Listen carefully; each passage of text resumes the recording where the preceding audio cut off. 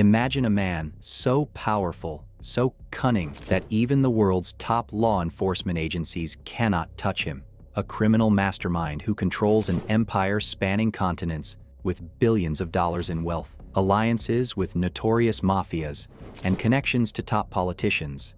This is the story of Semion Mogilevich, the boss of bosses, the most dangerous gangster in the world.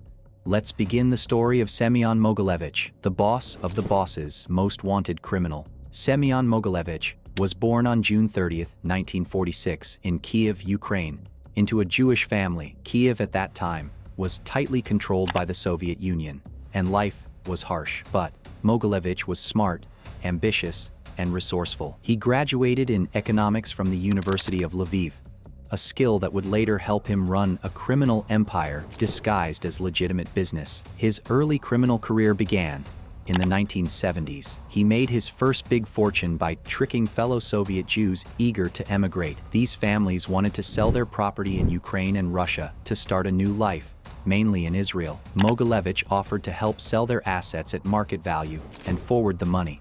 But once the property was sold, the money disappeared into his hands. It was his first taste of large-scale fraud. He also traded in foreign currency, which was illegal in the Soviet Union. This earned him several convictions, a 3-year prison term, and a later 4-year term. Despite this, Mogilevich kept expanding. By the 1980s, he became the key money laundering contact for the Sontsevskaya Bratva, one of Russia's most dangerous mafia syndicates. He had become more than a petty criminal. He was now a rising boss with intelligence, strategy, and a global vision. In the early 1990s, he moved to Hungary and married his Hungarian girlfriend, Katalin Pap, gaining Hungarian citizenship.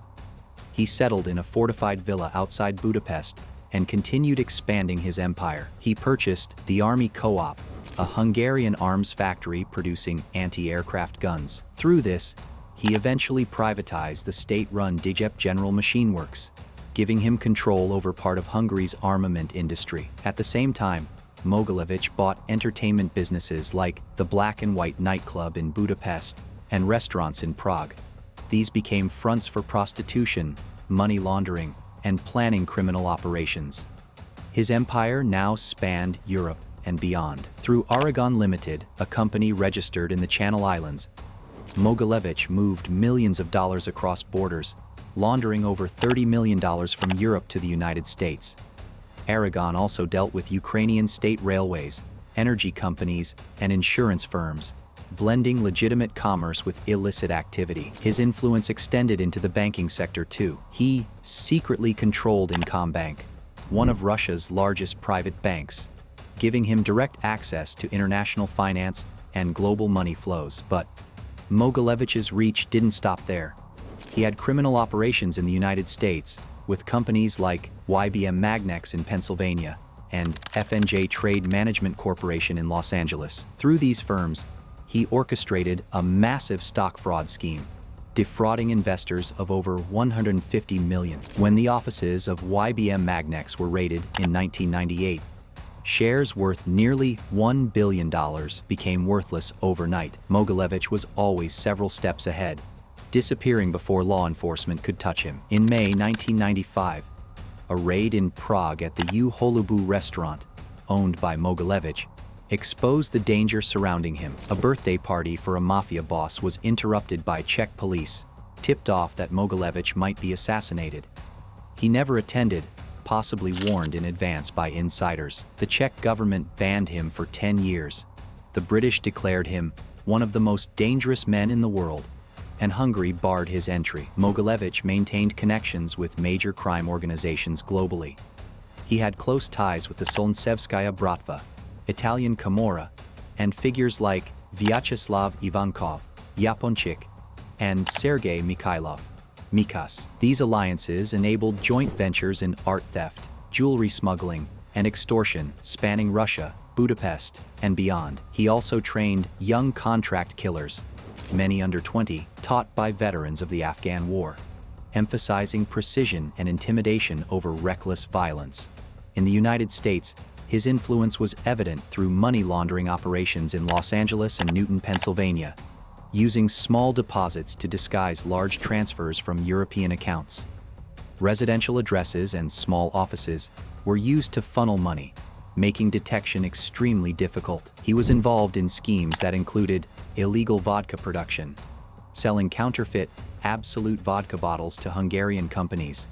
One truckload of illicit vodka alone was worth $2 million. His criminal sophistication earned him the nickname the Brainy Don. Unlike many gangsters, Mogilevich relied on intelligence, strategy, and manipulation rather than brute force.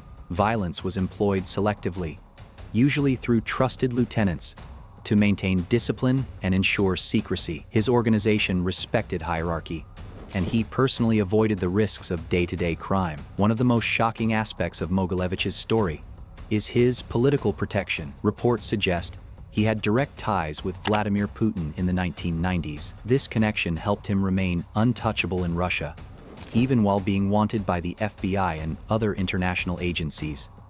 Arrests, such as a 2008 detainment under the alias Sergei Schneider, were temporary. He was released, and charges like tax evasion were dropped as not particularly grave. Mogilevich used multiple passports, Russian, Ukrainian, and Israeli, along with over 17 aliases, to evade authorities.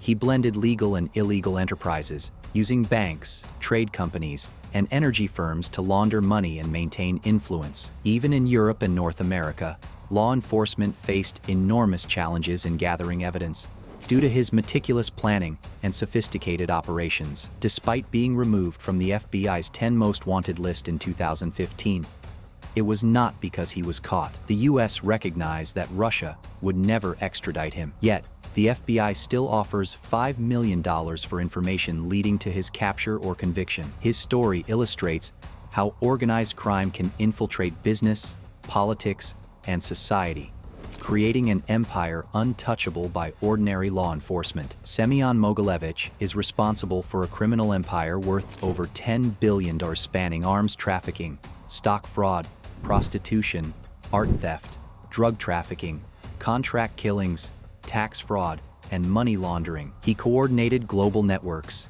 trained enforcers, and ran legitimate businesses as fronts. His influence over banks, energy sectors, and governments shows the scale of his operations. His legacy is more than criminal activity. It's a lesson in strategy, intelligence, and the power of connections. Mogilevich is feared and respected by other criminals, blending violence with diplomacy and business acumen. Even today, he continues to live freely in Moscow, a man who built an empire from fraud, cunning, and audacity, demonstrating that one individual can shape global organized crime in ways law enforcement struggles to contain. Semion Mogilevich is not just a gangster.